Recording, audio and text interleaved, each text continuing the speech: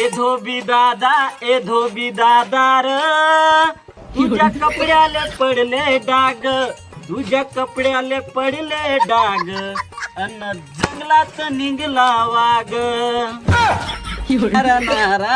ओय धोबी दादा, गाणेच म्हणशील का? हे थोडेसे घरचे कपडे होते, अर्जंट आहे मले, पाहिजे होते धुवून. हा ठेवा ना भाऊ कपडे, काही विषय नाही.